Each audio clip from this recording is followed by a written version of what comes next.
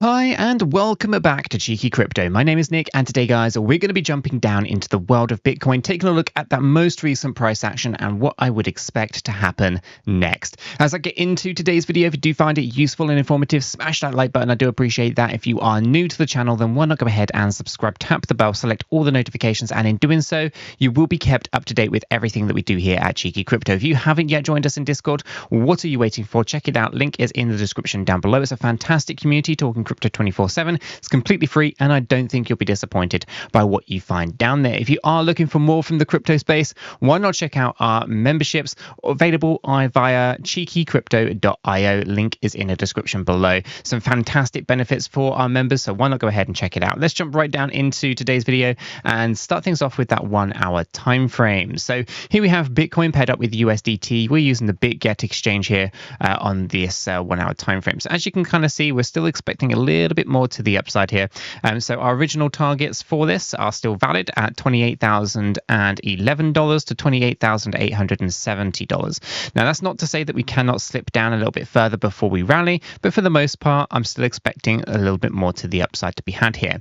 Now from our structures at the moment, it looks very much complete and we probably will see a little bit more to the downside before we can kind of get a good run to the upside. Okay, so at the moment we are above the 50 EMA, and if we were to close below this, my expectations are that we're probably going to be retesting that previous low point at around $27,350 approximately, somewhere in this range down here, right? And the reason for that simply is that we only see really one wave in here, so we might see something like this just briefly happen, just bring us back down to a double bottom situation here, and then we start to rally back up again in another 3-wave move into the Z wave expectations. Okay, so what we can see is that we have a 3-wave correction coming up. Okay, and we can need to see that 3-wave coming down and then either a 5 or a 3-wave coming up again. Ultimately, the entire thing will be a WXY that gets us up into the Z wave. Okay, so that's kind of the path I think we're going on here. We'll see if that kind of plays out, but my expectations are maybe small run up, then another drop back to a double bottom, and then a better run and rally. So we can trade that, obviously, many different ways to trade that, but for the most part, I think what I would personally do is either wait until we kind of bottom down to this double bottom and we rally up, and we can go long, which shouldn't be too bad. We can go long because our smart money concept structure is in a bullish state of play, so that would be going with the trend. So we can do that, or alternatively, complete the Z wave and short the market. Okay, that would be my two approaches on this one, but giving it some time and being patient with it is going to be key. We don't want to set ourselves up to fail anywhere along the line.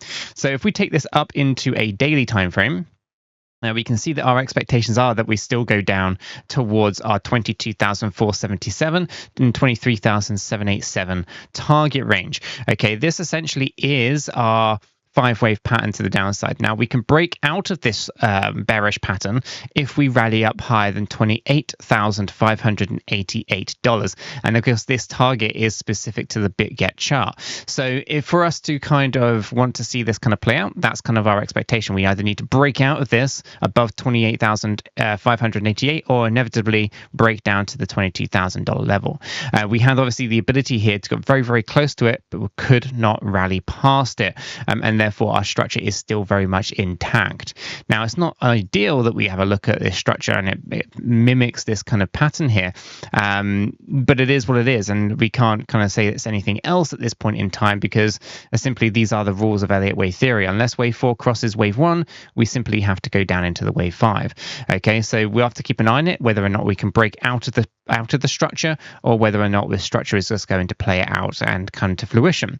Okay, this happens to also coincide with some fair value gaps that were left behind back in March of 2023. A lot of people that thought that would never be revisiting some of these prices, and yet I think we have a potential here to come back down into them. So we're still bearish on that kind of front, but we are in a bullish structure from a smart money concepts point of view. That is still remaining true.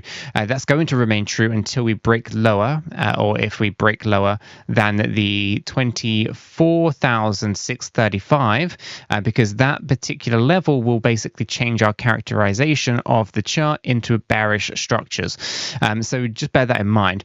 On the daily time frame, we're just dipping down from oversold, and we've still got a very long way to go before we become oversold. Oversold in its entirety. So we were overbought. We're just dipping down from there, and we've got a long way to go before we're oversold. So momentum is shifting down. We can see that there. Now, from a divergence indicator, we did see, obviously, before this run upwards, a bullish divergence. We do not see any divergences at the moment on the divergence indicator there. The RSI is also quite high, so expect that to also help push and suppress the price a little bit. Volumes are obviously down as well. As we pushed up, volumes were dropping. It's not a sign of bullish times to come. So although I do expect relief rallies in places, Bitcoin looks on the daily chart like it has to shift down, but do expect the occasional run upwards on those smaller timeframes, such as that of the 8-hour and 1-hour timeframes.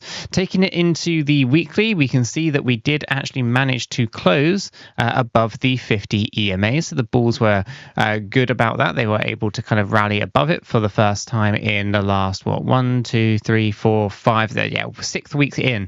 It's been a bit of a boring battle, just ranging between the 200 EMA and that of the 50 EMA. We do have a golden cross right here. We have the 50 SMA crossing above that of the 200 EMA. Again, that's going to potentially fuel a little bit of move to the upside, and we do have momentum here on the weekly time frame.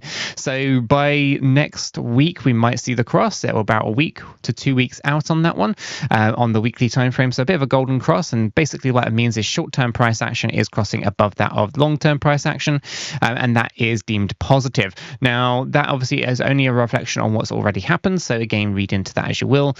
People will obviously react quite positively, emotionally with that one, so a positive potential move here for Bitcoin on the weekly time frame with a golden cross right there. So I think there's still some potential to the upside. Like I said, last month, essentially, I am looking for that 28k test.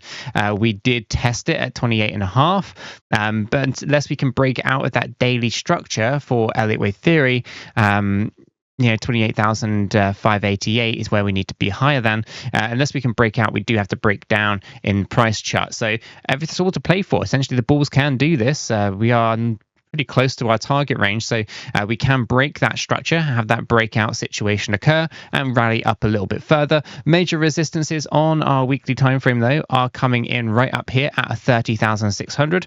So that's going to be an interesting one to keep an eye on, whether or not we're going to be able to push past some of those resistances up there or not.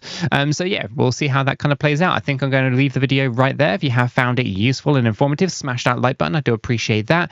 If you are new to the channel, then why not go ahead and subscribe, tap the bell, select all the notifications, and in doing so, you will be kept up to date with everything that we do here at Cheeky Crypto. Until the next one, though, guys, have a fantastic day.